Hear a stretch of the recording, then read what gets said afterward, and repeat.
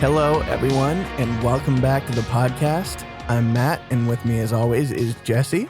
Hello, hello. This is It's 3 a.m., and this is important. What are we going to be talking about today, Jessy? So, I came up with this week's topic after watching a YouTube video of a group of climbers tackle the Diga de la Zone. It's the world's second largest artificial outdoor climbing wall. Where is it located, you may ask? Is it on a dam? It's on a dam. It's on a dam. It's on a dam. Damn! So, How many times am I going to make that joke? How many times? so many times. How many times? It's going to be amazing. I like it. Let's Well, keep going. What are we doing? Oh, God. Come on, man. We got a show to do here. Oh my God, I'm so rushed. So this particular dam is over 165 meters tall, and the sheer size of the thing just like blew me away. Yeah. It's so gorgeous. It's so pretty. Where is this? It is in Switzerland, Ooh. I think. Pretty sure. Yeah. Pretty sure it's in Switzerland. A lot of big dams in Switzerland. Cool. Anyway. Is that a thing they have? I never would have Yeah. thought of Switzerland and thought immediately like dams. Well, they're like a really mountainous country, right? So it's kind of the perfect setup, Right. you know, with all the glaciers and the meltwater and all that fun stuff. Sure. Yeah, that makes sense, I guess. Great locale for dams. Yeah. So after watching that video, then I thought about how my home province of British Columbia produces more than 90% of its electricity through hydropower. That's a lot of hydropower. Yeah. And the primary method of capturing that hydropower is through dams. Damn. So let's do some learning. Cool. I'm excited. Yeah. I never thought I'd be excited about dams, but here we are. All right. So I think that we can't really talk about dams without first addressing nature's dam OGs, the beaver. Beavers! Yeah, we'd like to give a special shout out to beavers in this episode. Massive shout out Massive to shout out one to of beavers. Canada's national animals. One of Canada's national animals. Yeah. They're saying there were like 3 animals. Yeah, I just kind of assumed all this time that they were the only one, but we have also the moose and then like a specific kind of horse. Those two are also, Of course. Why was it never a goose? of course, a horse. Why don't we have, why is it not a goose? And geeses, the cobra chickens. I don't Yeah. know. It could be. It should be. Because no matter where you go in Canada, it seems like there's geese. Yeah. Anyway. And I mean, we see geese a whole lot more than we see beavers. I mean, if we're like specifically leaving them out because they're assholes, then I'm like totally supportive of that though. Yeah, that's true. They're not the friendliest. They don't like encapsulate Canadians' reputation. No, they don't represent us. Yeah. Yeah. That's Yeah. not who we are. Fuck them. All right, where was I? I don't know.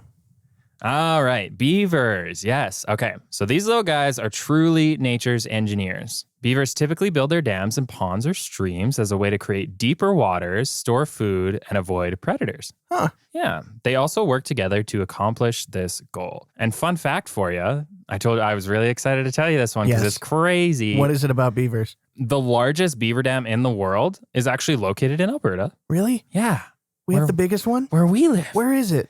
It's in some national park like north. I've forgotten the name, didn't write it down. But apparently it's like such a remote part of Alberta that humans didn't really explore it until like 2014. Oh.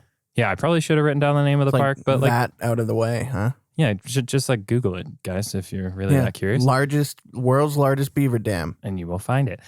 So the world's largest beaver dam is 2,800 feet long and was built by 2 beaver families over the course of 30 years. Holy shit. It's twice Dude, as wide as the Hoover Dam. Do you know how long the Great Wall of China is? It's long. it's long. It's longer than that.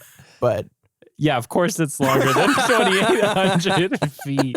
But I was just thinking about like, what if they just kept building it Yeah. to the point where it was like longer? Well, that's kind of the cool thing is like they're building ecosystems. Like these beavers are building freaking ecosystems. So like theoretically, the bigger the dam is, the more like marshlands become a thing. And then you could just infinitely, I don't know. Dude, I don't know the inner workings of beavers. Yeah, they'd have to be much smarter than they currently are, I think, to accomplish something like Who knows? that. But They- still, like, I just can't believe 30 freaking years. Like, I don't know Yeah. how long beavers live for, but that's got to be multi-generational. Yeah, it's a generational build, you know? Yeah. Like that's their entire lives is working on that dam and Yeah. eating food and sleeping and making more beavers to work on the dam. Yeah. And actually, when I looked at the photos, you can't really tell what you're looking at because it's so old that there's like actually like grass and whatnot, like Totally. growing over top this thing. Like it's Incredible. just humongous. Yeah. And yeah, like I kind of touched on, they literally create entire ecosystems. And these dams benefit the environment in other ways too. So they can prevent floods. They also act as a filter for sediments, which leads to cleaner waters downstream. Wow. Yeah.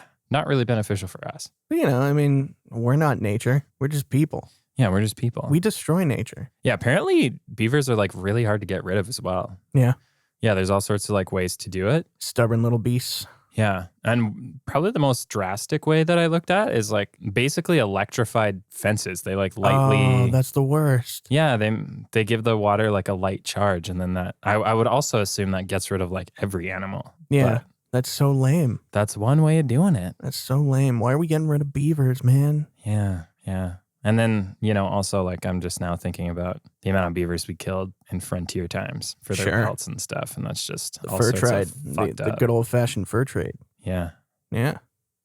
Anywho, We ain't treated beavers all that great yeah, historically we've over been the years. fucking horrible to beavers. And But then- we love them in Canada. They're good now. So as far as man-made dams go, though, there are several main classifications, and all of these types can be further categorized by their size. Okay. So dams 30 meters or lower in height are considered low dams. 30 meters to 100 meters Low are dam. medium dams. 100 meters to 150 are considered high dams. And then any dam that's higher than 150 meters are simply called major dams. Major dam. Major dams. Those are the That big is a boys. major dam right there. Yeah. So the dam that was on the Diga Dilla Zone over 150 meters, Is that?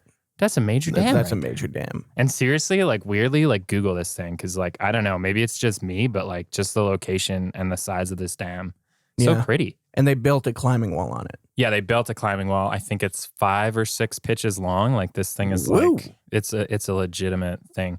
And until I think 2018, it was the largest artificial. And then I don't know, somewhere, someplace, Someone somewhere. just had to be better. I guess it wasn't in a major dam. No, I don't. It actually, from what I look like, I think it's on a power plant or something. But yeah, it's not a dam. Right. It's not a dam. Anywho, before we get into the big boys or the major dams and whatnot, I think it's important to mention that not all dams are meant to create a reservoir behind them. Wait, what? I thought that was like the entire definition of dams. No. There's a bunch of different like kind of subcategories, and they serve like a bunch of different purposes. I guess I never looked into dams. Yeah. There's got to be a reason for that. Well, yeah, I'm about to get into it. What are the reasons? All right, so you have your. What are dams? Oh my god. What are What are frogs? frogs? Okay, so you got overflow dams, for example, are, like the name suggests, designed to have water flowing over top of them, and they're Right. used to regulate the flow of water where they're built. Okay. And then where I went to University of Lethbridge, we had the Old Man River flowing right in front. They had a Right. weir, Yeah. which is basically just a smaller version of an overflow dam. Okay. Yeah, and it literally just helps regulate the flow of the, So basically Body it like water. chokes back and creates resistance. yeah. And I'm not sure, I didn't actually delve into it, but I'm not sure why you want to regulate the flow of a dam. Maybe erosion would be my guess. Perhaps. Or maybe just to control flooding or anything like that. I don't know. I don't know. I wish I had an answer. Yeah. Perhaps even for like evaporation rates or something. I don't know. So a check dam is designed to restrict flow and control soil erosion, while wing dams serve the opposite function. They increase the flow and prevent soil buildup. Okay.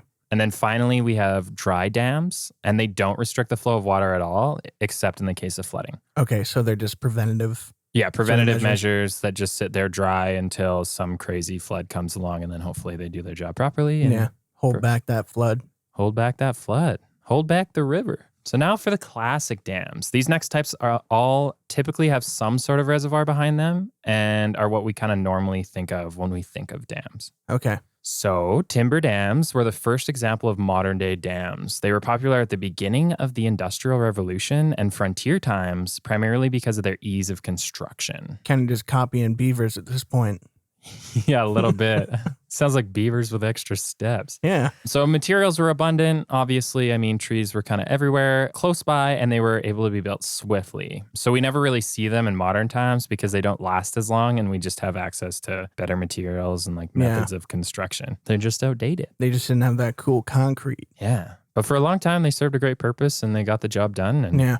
a little side note on that apparently is that for the log dams, they actually like constantly had to be submerged by water or else they rotted faster. To me, that seems like counterintuitive or something, but I guess for whatever reason. Maybe just like exposure to oxygen causes rot faster Sure. than submersion in water. Yeah, I don't know. Or maybe there's like less like water bugs or something that would help break it down. Yeah, I can don't- imagine that helping a bit for sure. Yeah, I don't know.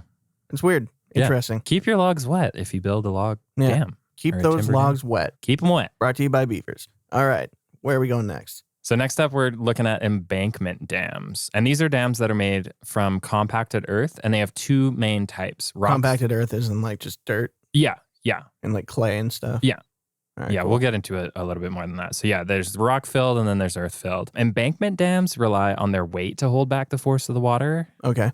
And so for rock-filled dams, they kind of have this impervious layer that can be made of clay, timber, concrete, or steel. Right. But as their name suggests, they are made primarily from large particles. And just because of like the way that they're built with kind of the rockiness and whatnot, they are highly resistant to earthquakes. Oh, cool. Yeah. Yeah, I guess they can move more with the earth, right? Yeah, a little bit. But I looked it up and I should have done more research on it, but I didn't. Apparently, they're also kind of vulnerable to something called liquefaction. So while they are the most resilient to earthquakes and whatnot, Yeah. I guess a worst case scenario would be liquefaction from like the motion, I guess. Huh.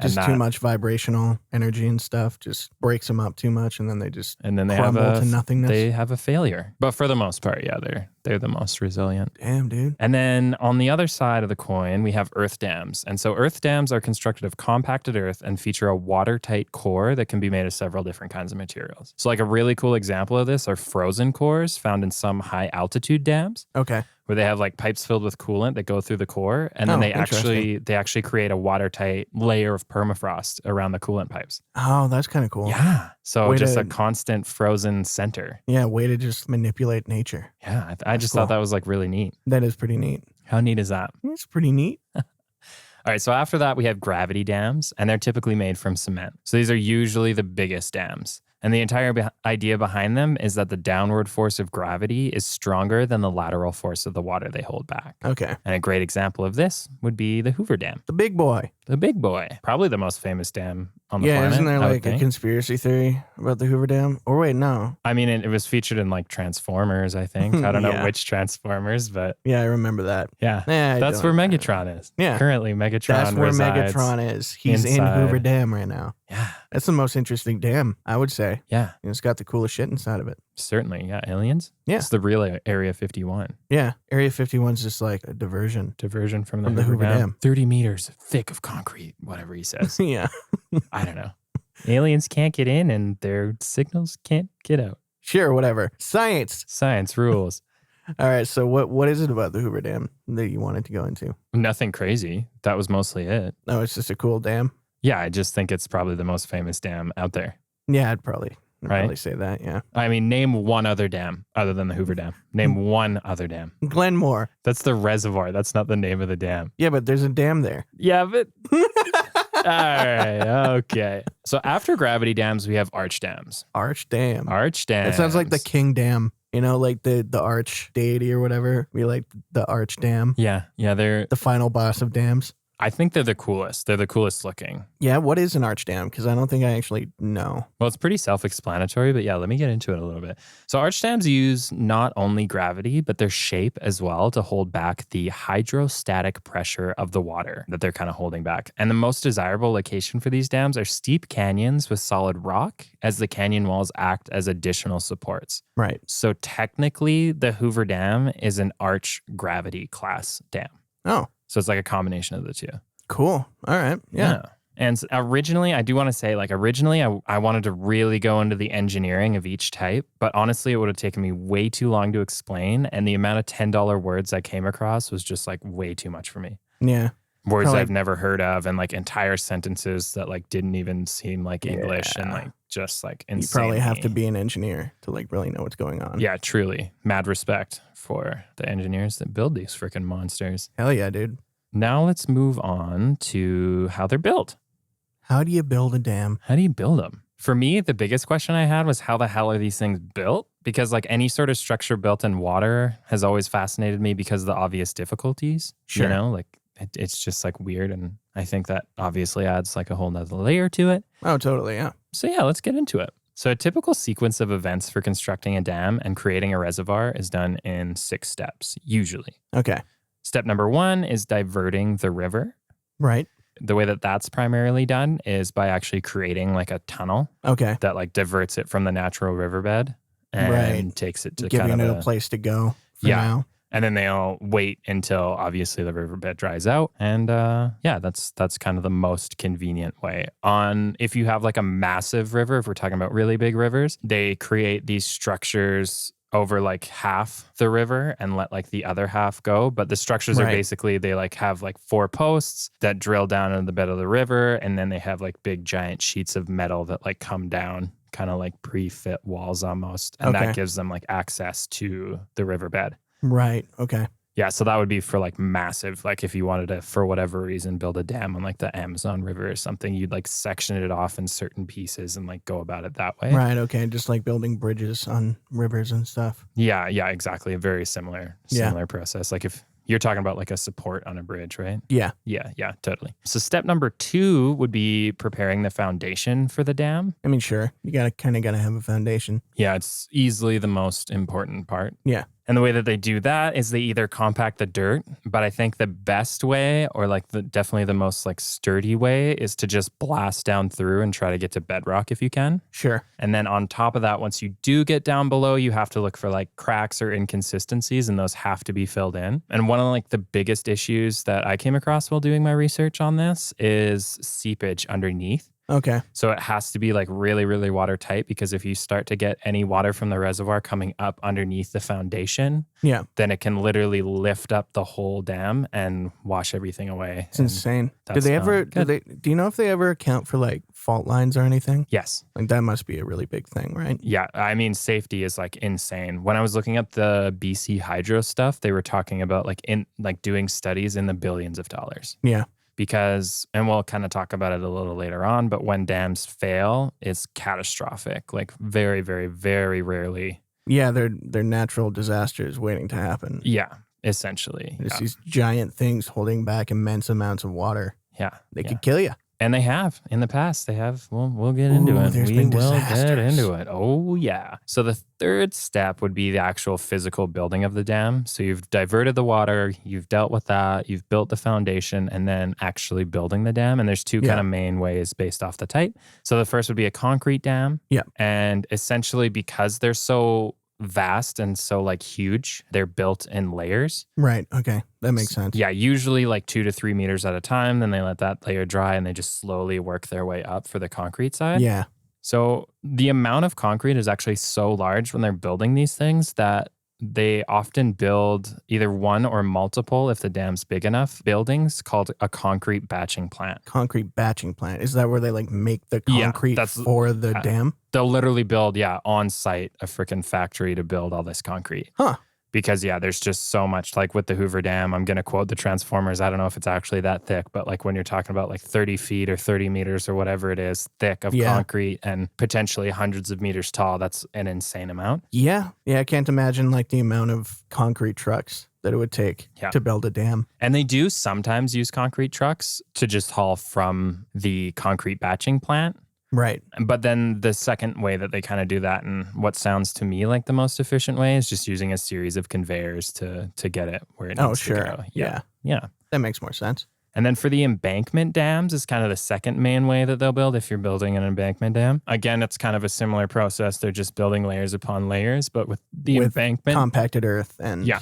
It's compacted. Materials. They use rollers and stuff, but it's much thinner layers. Like we're talking about like 3 inches thick at a time kind of thing. So they're just doing layer after layer. Thousands and thousands of layers. And everything is like super heavily compacted because of course safety is paramount. It's like the number one concern. And So step number 4 is going to be filling the reservoir. Yep. And that's just done by, removing the tunnel or whatever and kind of slowly just let the river do its thing. Yeah. And like nowadays, there's like greener processes and stuff and like a lot more planning. But back in the day, they used to literally just like let it fill up as nature kind of allowed. Yeah. Just see where it went. That makes the most sense to me personally, but I don't know anything else. Yeah. I mean, you'd really have to have that all kind of planned out. Yeah. Lest you flood. Well, I mean, you're going to flood things regardless, but we'll get into it. We'll get into it later. Yeah, for sure. So after that, you have testing the valves and floodgates on the dam. So every dam has valves and floodgates that regulate how much water, is held back and how much flows through at the same time. Yeah. So just kind of testing those out. And then the final step is monitoring the behavior of the newly built dam. Right. And that's pretty self-explanatory. Just getting the metrics and making sure it's functioning. Yeah, and making sure just all your safety protocols are in place and doing their freaking job. Sounded like a WikiHow article. You describing how to build a dam. Yeah. It's like a weekend DIY project. How to build a dam. These 6 simple steps. Yeah, there's just 6 easy steps and you got a dam. Yeah, I mean, obviously I did dumb that down a heck of a lot, but it just like literally it's above my head. Yeah. It's just above my head. I'm not that You're not smart. an engineer. Yeah. Let's talk about the environmental impact now. Okay. That I don't think should be skipped over. Sure. And honestly, this one kind of surprised me the most. Like, obviously, I knew that there was environmental impacts to this. Like, obviously, you're flooding an area of land. You're manipulating nature. You're literally redirecting and changing natural water but I guess flows and stuff. I think I just underestimated the impact a little bit. Yeah, I mean, I don't think about dams. You know, they're like regular structures that I see every once in a while, but they're never really on my mind. Even though the main place we go fishing incorporates a dam in its entire existence. Yeah, like it might be the biggest park in Calgary, the Glenmore. I don't know if it is. Maybe not. Certainly, like close to. There's some pretty big parks. Yeah, in Calgary. Yeah. All right. Well, it's a big ass park. Yeah, it's a big one. Either way, it's a big one. And there's a dam there, but I never think about the dam there. Yeah, because we're not allowed near it for safety reasons, obviously, and stuff like that. But so I guess they're just like in the back of my mind. They're just normalized and they just exist and they just do what they do. And I don't really think about them. So as beneficial as dams can be, they definitely aren't without their controversy. Of course. It is estimated that anywhere from 40 to 80 million people have been displaced from their homes. Really? Yeah. Is that due to like dam failures? No, that's or just because of dams. That's due to like the reservoirs, like the flooding of the reservoirs. Oh shit. Okay. Yeah, like I don't have the name, but there's like one dam in particular. I think it's like around in China. I think it's like 3 times the size of the Hoover Dam. Its reservoir is like 680 miles long. Wow. Like it's freaking huge. Yeah. That's massive. Yeah, it makes Glenmore look like a little baby. A little tiny little pond. Yeah. Yeah, so 40 to 80 million people, and then approximately 400,000 square kilometers of land has been lost to reservoirs.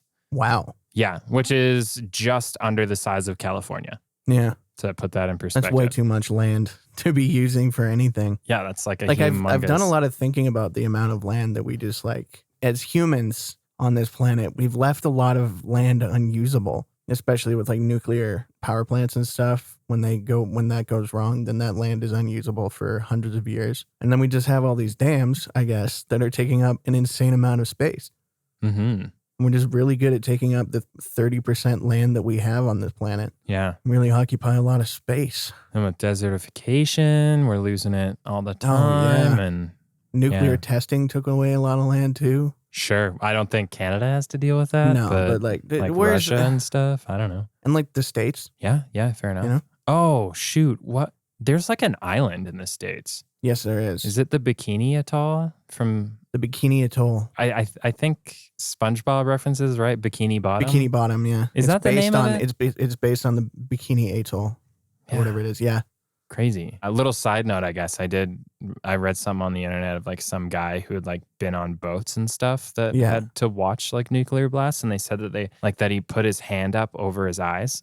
Yeah. And closed his eyes when the blast went off, and he could see, like, while his eyes are closed, he could see like his skeleton of his hand. That's ridiculous. Which is just like, it's terrifying. Oh, yeah. It's so much radiation. How do you go through that and be okay? Yeah. Or maybe he's not okay. I don't know. Not okay. I wouldn't, I guess I don't know. Cancer takes a while to build through radiation. True. I know that much. I mean, there is rapid cancer growth from excess radiation, right? So sure. Maybe we're talking like the Chernobyl. Yeah, maybe like if you're in Chernobyl, you might get that much radiation where like you get it immediately or something. I don't know. Who knows? Anyway. Who's to say? Tangent. But yeah, so they take up a lot of land. Yes, they take up like is what we're saying, and we use a lot of land. So much land. California, the size of California. California in dams. That's a lot of land. All the dams. Let's get a little back on track. Okay. So when water is held in the reservoir of a dam, the quality of water is affected in like a bunch of different ways. Okay. And something I didn't know was when you're initially getting all the water in and you've got the reservoir set up, obviously it kills all the existing vegetation. And then as that vegetation decomposes, it actually creates like an anoxic environment. Like Sure. it Just eats the up all the decomposition of natural plant life. Yeah. So that's like an issue in and of itself right off the bat. And then another thing too is if you have a deep enough reservoir, it leads to something called thermal stratification during the summer. Okay. And essentially what that is just like different layers of temperature. And usually that kind of correlates with like how far the light can penetrate. Okay. Yeah. So when that happens is the top layer is oxygen rich. It gets all the sunlight and all that fun stuff. And then the bottom bit that doesn't get sunlight. Is it just cold and kind of devoid of oxygen? Exactly. Yeah. It's just like this like death zone, I guess, in the reservoir, which obviously isn't good. And then again, it's another reason to not have really any plant life down there. Oh, sure. Because it wouldn't survive anyway. Yeah. But yeah, that's not good. It's not good, especially for that as an ecosystem. I mean, it doesn't really work all that well. And like, I don't know. I don't know how like steep. I guess there's some vegetation definitely in the Glenmore Dam, but I also don't think it's like very deep. No, it's definitely not deep enough to probably suffer from that as a consequence too badly, at least. Yeah, I mean, we catch fish out of there, so like it can't be that anoxic. There's life in there. Yeah. Okay. And then another surprising thing that I didn't really think about, and I'm sure no one but scientists did, I guess, but mercury can exist at very low levels in the soil, like before it kind of gets flooded. And then once it's flooded and the reservoir gets set up a little bit, bacteria can actually transform that mercury into something called methyl mercury. Ooh. Which is like worse than regular mercury. Super mercury. Yeah. And then the methyl mercury creates something called a benthic condition. Okay. Which is, again, I don't know what that means. Me neither. I just took it at face value. It's a benthic condition. And again, it just makes the water anoxic. Yeah. Okay. So there's all sorts of ways to not get oxygen in there. So it's hard to maintain like decent water in a dam. Yes. And then like another thing to kind of factor in too is unlike beaver dams, they actually muddy the water a lot, or they can muddy the water a lot. They don't enrich in the water. They don't clean it out. Yeah, it's basically guaranteed to have a negative impact on whatever body of water they're damming. Right. And that can also affect kind of the migration of like larger animals, so like fish in the rivers and stuff. And they do have things that can be built that I didn't touch on earlier, but they're called fish ladders, essentially. Fish ladders. I've heard of those. Yeah. And they're like underwater steps, aren't they? Well, they can be underwater, and they can also kind of be like a little side, I guess, flow that just kind of diverts from it to make it a little bit easier. But I mean, you put a dam in, it's going to be tougher for animals to get around. Well, I guess in that sense, beavers kind of create better ecosystems, and these big man-made dams seem to almost eviscerate ecosystems. It's just too big a change. It's just too big a change on the ecosystem. Like, and it's I mean, not gradual. It's very quickly built in terms of, well, nature's timeline and all that kind of stuff, right? Yeah. And like I kind of touched on a little bit earlier, like we are getting better at creating more nature-friendly reservoirs and whatnot. Yeah. But I mean, it's all a learning curve, right? Yeah, you're kind of putting a Band-Aid on a chopped limb or something, you know? Like, I mean, it's good that we're doing that, but also we're messing it up pretty bad. So yeah, as humans do best. Yes, as we do best. So yeah, I don't know. I don't know how I feel after like learning all this stuff about it. Like obviously hydroelectric is beneficial to humans when you get an energy source that's as green, like it's carbon free, I guess, right? Like it's a emission free or whatever. No, it's not emission free. Well, yeah, like concrete creates a lot of emissions, I guess, in itself when you're building it, but it's a sustainable form of renewable electricity, right? But then, yeah, when you look at all the impact, like the environmental impacts and the amount of people displaced and the amount of land run, like I guess everything has a downside, right? Yeah, I'm a little less like no matter what you do. Yeah, I'm definitely a little less team hydro. Yeah, more solar, more wind. Did you leave the subreddit Hydro Homies? No. Can you imagine if that was about hydroelectric power and not just drinking water? Yeah, where do you stand? How do you feel about it? Do you think it's like net positive? Do you think it's like net negative? What do you think? Well, I mean, when it comes right down to energy production, it's really just picking the lesser of the evils, right? Yeah. Because everything comes with a downside. I think nuclear is the cleanest form of energy. But its biggest downside is that nuclear reactors can, collapse and ruin an entire place. Yes. Ruin an entire area that we once could live and no longer can live. Like, Yes. it can really ruin things, but it's the cleanest way to do things. Yeah. And I do, just a disclaimer, because I just feel pretty passionately about nuclear these days, is that it is incredibly fucking safe. So yeah, things like that can happen, but it's like these days, nowadays, modern times, it's so fucking safe. Yeah. Anyway. Because we're not doing human monitoring and all that. It's all machines and AI and much more intelligently designed, and people are working on them. So, I would probably go to nuclear, but people aren't super ready for nuclear yet. And then when it comes to hydroelectric energy, I guess I like it more than oil and gas. Yeah. Oh, for sure. I mean, when it comes right down to it, if we can utilize anything else that's more green, that's sustainable, then I'm all for it. And I think that no matter what we do, we're probably going to have an environmental impact. And it's just trying to limit that and maybe try to correct our mistakes and find better ways to utilize the energy. Yeah. But I think I would prefer it over other methods. Yeah, fair enough. Okay. And kind of to touch on that maybe a little bit as far as BC goes, because I did look up that a little bit. They have over 80 dams, Wow. 80 like hydroelectric dams. That must be a lot of space. Yeah, but but it's kind of spread out, so it's not necessarily, I don't know if call it better or worse, I'm not sure, but yeah. And BC is quite a big province as well. Yeah, well, certainly compared to like, I guess, other countries and stuff across the planet, Canada's just so huge. Yeah. That, it is quite the large place. Yeah, but some of these stations are only like 2 megawatts. Yeah. Which is like small. It's something. I think. Yeah. I don't know. Again, not an engineer or an electrician or anything, but I saw a lot of numbers that were bigger than that. And so 2.71 gigawatts. Gigawatts. Yeah, that's what Doc Brown calls them. And they're not gigawatts. From they're not Back megawatts. to the Future? Yeah. Gigawatts? Gigawatts. That's great. He says gigawatts, not gigawatts. I don't know why. I love that. Okay, so now let's get into the juicy stuff. The juice. The juice. The juice. The juice. What's the juice?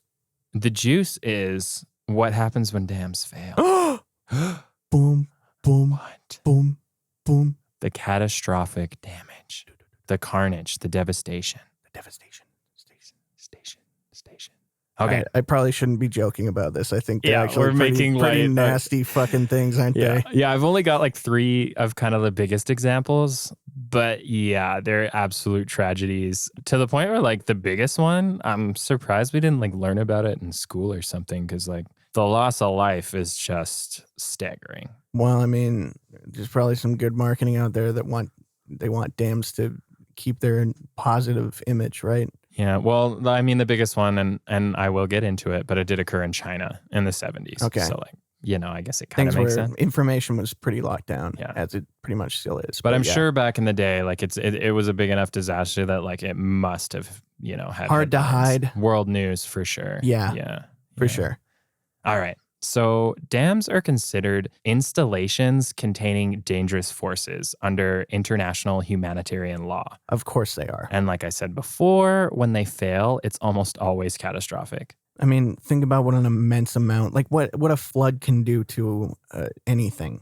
Yeah. It can destroy entire cities, right? Like that's the and not potential. just like a flood. We're talking like tsunami level amounts here. Like this is extreme for sure. I mean, it's an immense amount of water. Yeah. And water is scary and heavy and brutal. Yeah, one thing I just can't get over is like just the sheer weight of the water that's held back. Like I tried to do some quick maths, but it was just like, it broke my calculator. Yeah. My phone's calculator anyways. The biggest dam failure in history occurred in Zhoumadian, China in 1975. Okay. Extreme rainfall from Typhoon Nina that was beyond the planned design capability of the dam Sure. caused the Bangqiao and Shimantan dams to fail. Okay. So And the failure is what, overflowing? Well, a failure is almost always the dam breaking apart Okay. in some way. And there's different ways that can happen. Like I said, you can have too much seepage underneath and it can break apart like that. Right. It can just straight up split down the middle. And technically you could call it a failure if like the water level rose and just went like kind of breached the top. Right. Which is the case in a few rare examples of arch dams because they're built kind of in those narrow canyons and they've kind of got a mountain on either side type deal. If that mountain breaks or there's a significant rock slide, it can immediately overflow and displace like all that water. Right. So there's one example of a dam, I don't have the name, in the States where that happened. And so much of the mountainside fell through that it displaced like 80% of the water in the reservoir. Oh my God, that's a lot. Yeah, just crazy. Like we have Turtle Mountain. Yeah. That kind of collapsed. Yeah, imagine that much just going straight in and... That's scary to think about. Yeah, and I mean, you can plan for it, but I mean... From a layman's for that term, much, yeah, like it's a lot. That's a lot. I mean, you don't. I don't know. Mountains seem really permanent to my small brain. Yeah, they seem like they never changed. They've always been that way. But they're carved out of earth. Yeah, but every now and again, millions a mountain can literally break apart, and you never know. Yep. So yeah, when it caused the failure of those two dams, 175,000 people died. Wow. And an additional 11 million people lost their homes. Jesus. 175,000. So what exactly happened? Like, what was the story? So literally all I have here and all I kind of saw, I didn't get into, for any of these that I brought up, I didn't get into the exact specific details of like what specifically caused them to fail. Yeah. For this example, I just know that they were hit with Typhoon Nina and just the sheer downpour of that typhoon just was so much more than what they had planned. Yeah. Like it was a failure of planning, not kind of a failure of the structure itself. Right. Like disaster planning. Yeah. And there are some, like there's one dam in Australia that I know they have planned for a once in a 5,000 year rainfall. Okay. So like just to be that careful. But I guess the planning wasn't sufficient enough for these two dams. And And imagine that costs a lot of money to prepare for natural disasters or rare occurrences. Well, yeah, it should all be factored into the cost of the dam anyways. Well, yeah, but I mean, I can see why they might have cut some corners or something. Yeah. And then, you know. But of all structures, you definitely don't want to cut corners. You don't want to half-ass it on a dam that can literally kill how many? 107,000? 175,000. Yeah, that's the size of a small city. Man, like insane. the town I grew up in, that would be 10 of them. Yeah, that's way too many people. And 11 million lost their homes. I just like, that's many people. That's incredibly. That's a third of Canada. That's a third of Canada, yeah. I don't even know what 11 million people really looks like in my head. Like that many homes. Anything over 1 million and my brain doesn't understand it. I need like a graph or a chart or something. Yeah, that's the end number. But I guess these dams were super important to the Chinese because they did eventually rebuild them. Really? Hopefully a little bit better. Did they repair everything? And like, do people want to live there? Can you imagine? Yeah, can you imagine living in like the question. disaster area where 11 million people lost their homes, where like 175,000 people died? Yeah. I mean, real estate must have been a fucking steal. Yeah, you would think so. Because it's like, there was a huge flood caused by those dams that we put back. And it's not like in the case of like a breach, like a full freaking breach, it's not like you could do much to get away. It's so fast. Like it's just water rushing directly at you. Yeah. We'll get into it on the next one about just how unavoidable this can be. Sure. So with that being said, another notable failure occurred in India in 1979 in the town of Morbi. Why do they have to be in such populated areas? Well, this one's China, like a little less popular. I guess India in general, yeah. Just a very populated. Fortunately, the town that we're talking about, Morbi, was a small town, even by our standards. All right. So fortunately, still really fucked up and crazy, as we'll see. Yeah. But intense rainfalls caused the river that the town's dam held back to flow at a rate of more than 16,000 cubic meters a second.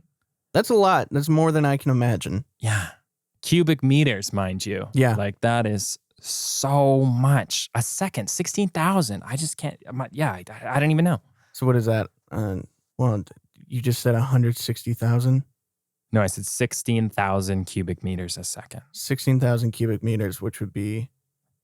you know what I should have done? I should have checked the flow of Niagara Falls. 16,000 cubic meters would be 160 cubic kilometers a second. Quick maths. Nice job. That's a lot. That's too many. That's a lot of waters. That's much water. So yeah, 16,000 cubic meters a second, and that was 3 times what the dam was designed for. Yeah. And when the dam finally broke, a tidal wave 30 feet tall descended on the residents of Morby, killing 5,000 of the small town's citizens If that's almost if instantly. that's not one of the scariest things I've ever heard of. 30-foot tall tidal wave. Yeah. Because the dam was situated like above the town. Like these guys Oh, never. God. It was just, there was no chance. No chance. God, that's scary. Oh my God. Can you imagine being in that town and seeing that happen? Yeah, like look, I'm sure you like heard, I'm sure it made just a colossal noise. Like, when I'm this sure it dam was like broke. Pompeii, basically. Yeah. Where it's just, oh, all right, we're going to die now. Yeah, no freaking. Like, we can't do anything. We can't run. No structure is going to help you. I mean, especially in a small town, like with no major Where do you skyscrapers go? or anything. You don't. You just can't get away from it. Yeah. And I don't know about Morby specifically. I'm going to make an assumption here because of kind of the structure. A lot of dams are built in like valleys, right? Or canyons. Sure, So yeah. I'm assuming, like that kind of continues. I'm going to assume Morby was in a valley of some kind, right? Yeah. Like, yeah, you're really stuck. They were just right in the danger zone. Just a natural channel, I'm sure that. That sounds like a scary place to live. Yeah. And a really scary place to die. Yeah. I just can't imagine. I mean, I couldn't help but think about the Indonesian tsunami, I think. Yeah. Yeah, I saw a video of that maybe 2 months ago of just like the wave just approaching from the ocean. And fortunately, the video I saw was from like a little mountain by the coast there. But Sure. yeah, it's just this huge colossal wave and just the sheer power of the thing. Yeah, there's really just nothing. There's nothing you can do about it. Just nothing. That's the wrath of God, as they would call it. But like kind of a badass way to go out. I mean, 30-foot tall wave coming at you. That's pretty badass. It's an exciting way to go. Yeah. A terrifying way to go. Absolutely terrifying. I don't know if you die at the point of impact or if you drown. That's my point of impact for something my that interest. big. For something like if you're getting. I mean, that's like tons and tons of downward force. Yeah, right? if you're getting hit directly by the 30-foot wave, like I'm sure some of these guys did die from drowning, but yeah, if you're getting hit by a wave that size, you are. I don't think there's any chance. Yeah, that would level the town. So can't imagine a person would stand up all that well. Yeah, just terrifying. That's scary. Oh man. All right. So the biggest failure in North America occurred in Johnstown, Pennsylvania in 1889. The owners of the dam, they basically just didn't maintain it properly. Yeah, why would all. you take care of a dam?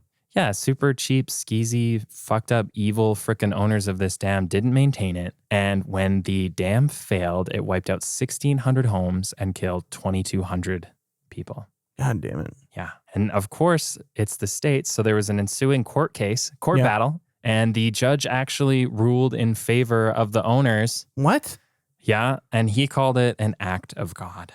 What? Even though it wasn't, though. It was an act of neglect. Yeah. They murdered an entire 2,200 people. And that is negligence, gross negligence. Yeah.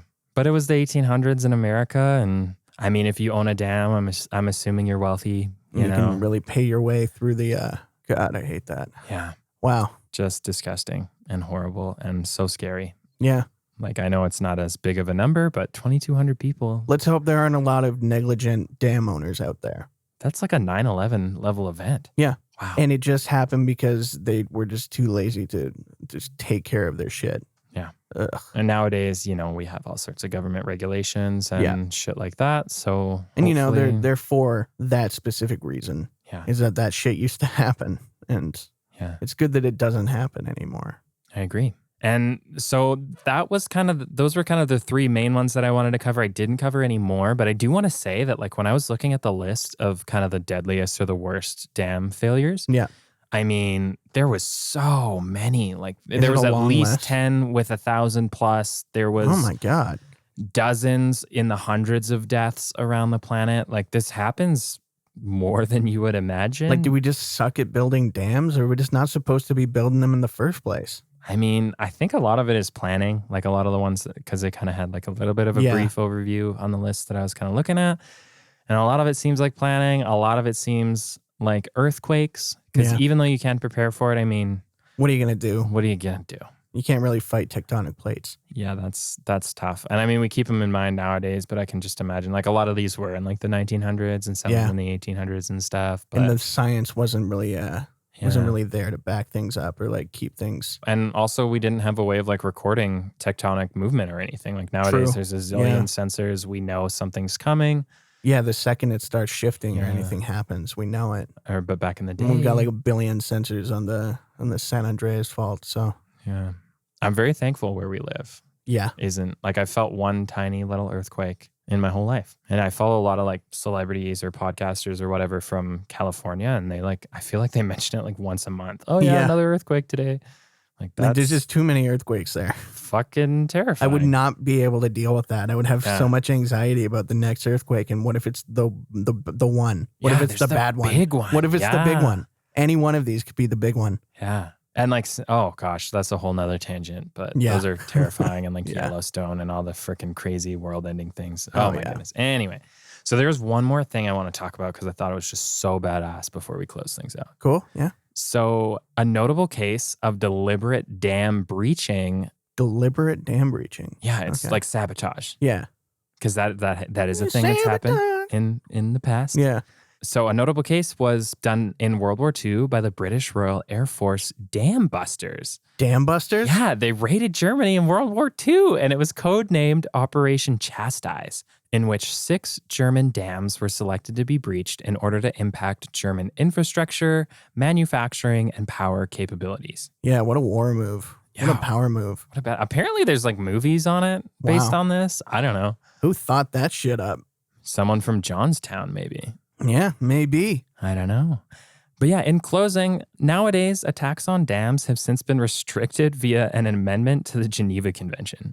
Yeah. So it's a straight up war crime to fuck Well, with dams. yeah, now. if they're little natural disasters in just like these convenient spots, then they're a great war move to destroy and eviscerate innocent people and just innocent land, innocent nature. And So, one yeah, thing I that's an didn't really mention. effective thing to do, Yeah. and it should not be a thing that you should be able to do. Yeah. One thing I didn't really mention either is like with a lot of the hydroelectric dams is like they are hollow. Yeah. And that's where like all the kind of turbines and the generators are and stuff. So yeah, that's kind of really convenient if you manage to get in the hollow part, put a bunch of dynamite in there or something, and Yep. away you go. Yeah, you can really just get them from the center out. Well, I also never thought about dams being hollow. I always saw them as like these solid structures, but then it made sense that it's like there's a bunch of shit in there. Yeah. People like work in there. People spend like 40 hours a week in the middle of a dam. Can you imagine that? So scary. That'd be weird. Yeah. I feel like You it'd be just- really loud too. Just like Maybe, yeah. insane amounts of water flowing through that thing at all times. Yeah. I don't know. Probably would be. But I think that's it. I think that's all I got. Yeah. It was So a that's fun one. dams. Learned a lot. Hopefully very you guys interesting. did too. Yeah. Well, I went from not thinking about dams to only thinking about dams for an hour straight. So I feel like I learned a lot about dams. So thanks for doing the research on that and Yeah, of course. learning about dams and helping other people learn about dams. It was a cool one. I'm glad. So anyway, yeah. Thank you so much, everyone, for listening and being here and just listening to us talk about things that we're interested about. Yeah. Follow us on Twitter at It's 3 a.m. pod. And just watch out every other Saturday at 3 a.m. We're going to be dropping an episode about whatever. And I imagine at some point we'll be taking recommendations and stuff. But for now, we're just coming up with things we like. Yeah. So until then, Get them while they're hot and go to bed, everybody. yeah, go to bed.